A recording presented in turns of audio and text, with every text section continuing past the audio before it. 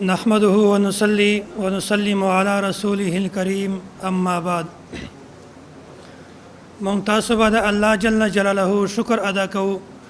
چې مونږ ته د اسلام او د ایمان غوندې نعمت را نصیب کړی ده او بیا به د الله جل جلاله مونږ په دې خبره هم شکر ادا کوو چې مونږ ته د پاکستان او پاکستان کې د نن د ازادي غوندې یو نعمت را نصیب کړی ده د پاکستان ملک په دې کې دومره زیاته ازادي ده که یو ګیرو او یو جماعت یو ټولۍ دا په دارالحکومت کې دننه د حاکم وقت خلاف احتجاج کول غواړي نو د حکومت ته طرف نه په دې باندې هیڅ پابندي نشته پاکستان نه علاوه په ممالکو کې بشمیره 50 نه زیات ملکونه اسلامي داسې دي که په هغو کې په دارالحکومت کې دننه څوک د حاکم وقت اختلاف احتجاج وکړي نو د حکومت ته طرف نه د ته هیڅ اجازه نشته دا د الله جل جلاله په مونږ باندې ډېر سخت احسان دی چې مونږ ته داسې ملک را کړی دی او داسې ملک یې مونږ ته الله جل جلاله یو دا بل نعمت چې مونږ ته د ازادي دا بل نعمت را کړی دی شیخ طریقت متکلم اسلام استاد محترم حضرت مولانا محمد الیاس گمن حفظه الله هغه یو اصول بیانوي وای ما لا یدرک كله لا یترک كله که الله جل جلاله یو انسان ته ټوټل اجتماعي تور باندې نعمتونه نه کیور بیا چې الله پاک دته څومره انعامات ورکړي په هغه باندې الله جل جلاله شکر ادا کوي لئن شکرتم لازیدنکم ولئن کفرتم ان عذابی لشدید الله پاک انسان ته بشمیره انعامات ورکړي دي که انسان په دې انعاماتو باندې شکر ادا کوي نو الله جل جلاله په انعاماتو کې نور هم اضافه ورکوي او که چیرته څوک په دې انعاماتو باندې ناشکری وکړي نو الله پاک چې کوم انعامات ورکړي دي هغه انعامات په د دې نه واپس وړي نو الله پاک مونږ ته دوه انعامات راکړي دي یو اسلام او بل چې کوم مونږ ته انعام دی هغه په ملک پاکستان کې ازادي اسلام او بل چې کوم دی د پاکستان اسلام دا زمونږ نظریاتي شناخت دی او پاکستان دا زمونږ جغرافیایي شناخت دی مونږ په خپل نظریاتي شناخت باندې هم کمپرمایز نشو کولای او مونږ په خپل جغرافیایي شناخت باندې هم کمپرمایز نشو کولای د اسلام حفاظت کول ول جماعت علماء کرام دي او د ملک پاکستان حفاظت کول ول جماعت افواج دي کچیرته څوک په اسلام باندې حمله کوي نو مونږ همیشه د علماء کرام سره یو د اسلام د حفاظت لپاره او که څوک په ملک پاکستان باندې حمله کول غواړي نو موږ همیشه د افواج سره یو د خپل پاکستان د دفاع لپاره نو دا یو اسلام او بل چې کومه دی د پاکستان موږ د اسلام هم دفاع کوو او د ملک پاکستان هم دفاع کوو کله کله په اسلام باندې د بهر نه یو کافری طبقه د کفر نه په اسلام باندې حمله کوي هغه په کفر په اسلام باندې اعتراضونه کوي او کله کله په اسلام کې دیننه بعض داسې منافق موجود دي چې هغه کافران خو نه دي بلکې د اسلام په منځ کې د ماتولو د ټوکړې ټوکړې کولو کوشش کوي او بالکل په دغه رنګي په ملک پاکستان باندې کله کله د بهر نه حمله کیږي یعنی کافری طاقت په اسلام په پاکستان باندې حمله کوي او کله کله په ملک پاکستان کې دیننه داسې یو طبقه موجوده ده چې هغه د ملک پاکستان د ټوکړې ټوکړې کولو کوشش کوي نو لکه څنګه چې څوک په اسلام باندې د بهر نه حمله کوي موږ د خارجي فتنه هم نشو برداشت کولای او که څوک په ملک په اسلام کې دننه داسې منافقت پیدا کوي نو موږ دا هم نشو برداشت کولای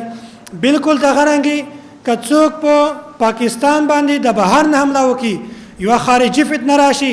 د پاکستان د ټوکړې کولو کوشش وکړي مونږ دا هم نشو برداشت کولای نو مونږ به د اسلام هم دفاع کوو او د ملک پاکستان به هم دفاع کوو دا ملک پاکستان دا زمونږ د اکابرینو د قربانیو په وجه آزاد شوی ده هغه کوم یو عالم ده هغه کوم یو علماء دیوبند غټ غټ عالمان دي شيوخ دي چې هغه د ملک پاکستان په ازادۍ کې خپل کردار نه ادا کړی ډیر زیات علماء کرام دي چې هغه د دې ملک په ازادۍ کې خپل کردار ادا کړی دی بانی پاکستان قائد اعظم محمد علی جناح هغه بیانوي وای د پاکستان په علما کې یو ډېر غټ عالم دی چې د هغه علم او تقدس د تل په یو سر کې کېږي او د نور علما د نور خلکو علم او تقدس د تل په بل طرف کې کېږي نو دا علم دا یو عالم دومره طاقتور دی د دې علم او تقدس دومره زیات دی چې د دې نور نه زیات د حمایت مونږ ته کافي ده هغه یو عالم دی چې په دیهات کې اوسېږي دا غنم مولانا اشرف علي تانوي رحمت الله علیه دی کچیرته دا زمونږ حمایت کوي د مسلم لیگ ته حمایت حاصل ده دا د مونږ لپاره کافي ده او نور څوک که د مونږ حمایت کوي یا زمونږ مخالفت کوي مونږ ته د دې هیڅ پروا نشته او مولانا اشرف علي تانوي رحمت الله علیه هغه چې کله د دې دنیا نه ولاړو نو هغې نه بعد 15 کسان د دعوت الحق د منبع نه د حضرت ته تعزیت لپاره تانه بون ته راغلی وو هغه وویل چې موږ څو ورځې مخکې د قائد اعظم ته د تبلیغ دپاره تللي وو نو قائد اعظم سره چې موږ کله ملاقات وشو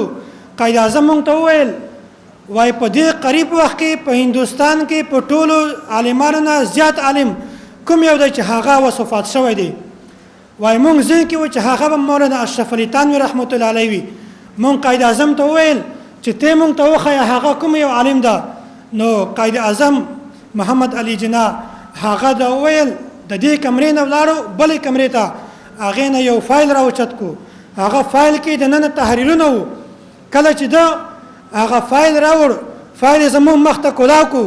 او د هغې نه یو تحریر راوکیش او ویې ویل چې دا تحریر کوم عالم لیکلی ده مونږ ورته وویل چې دا مولانا اشرف علي تانوي رحمت الله علیه لیکلی ده هغه د مولانا اشرف علي تانوي رحمت الله علیه په باره کې ډېرې تعریفي جملې استعمال کړې او په هغې کې دا جمله هم استعمال کړله چې دغه هغه عالم دی چې د دې حمایت مسلم لیگ ته حاصل دی دې نه علاوه که نور خلک د مسلم لیگ حمایت کوي یا د مسلم لیگ مخالفت کوي مونږ ته د دې هیڅ پروا نشته حضرت مولانا اشرف علي تانوي رحمت الله علیه دا یو داسې عالم و داسې د کردار او داسې نور علماء دیوبندو هم داسې کردار ده حضرت مولانا ظفر احمد عثماني رحمت الله علیه هغه بیانوي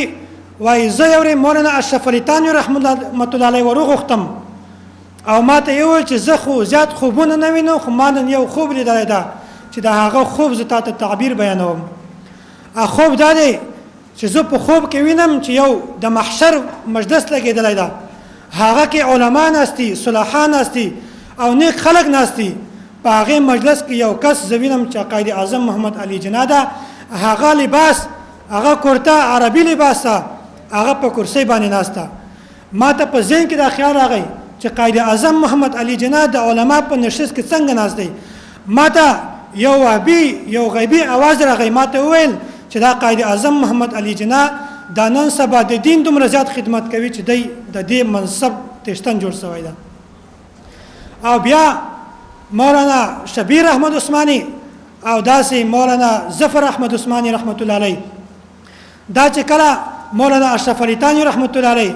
4 جولای 1934 کې هغه ورغوښتي وو هغه ورته وویل چې د ما اخري وخته زه د دې دنیا نه ځمه زه چې کله د دې دنیا نه ولاړ شم په تاسې دواړو کې به یو کس هغه ما ته جنازه راکوئ او یو کس په قائد اعظم محمد علي جناح ته جنازه ورکوئ او داسې د دواړو پیشنګویي هغه بالکل صحیح ثابته شوله مولانا ظفر احمد عثماني رحمت الله علیه هغه مولانا اشرف علي تانوي رحمت الله علیه ته جنازه ورکړه او داسې مولانا شبیر احمد عثماني رحمت الله علیه هغه قائد اعظم ته جنازه ورکړه او داسې چې کوم نور حسین دا د قائد اعظم محمد علي جناح ADC تیر شوی و دا د اخیره وخته پورې د قائد اعظم محمد علي جناح سره و نو دی بیانوي و یو ځلې د دې وخت کوم وزیر اعظم لیاقت علي خان هغه راغی د قائد اعظم تیمارداري کوله هغه بیمار پرسي کوله کله چې د دې 1 to 1 ملاقات شروع په ملاقات قائد اعظم محمد علي جناح د وزیر اعظم ته ډیر زیات هدایت او ډیر زیات وصیت ورته وکړو په دې وصیت کې لیاقت علي خان ته وویل وای ته به داسې کوي چې زه د دې دنیا نه روان یم د ما آخري وخته نو یوه خبره یاد ساته چې د ما جنازه به د دیوبند عالم مولانا شبیر احمد عثماني رحمت الله علیه پړاوي او بالکل داسې وشول کله چې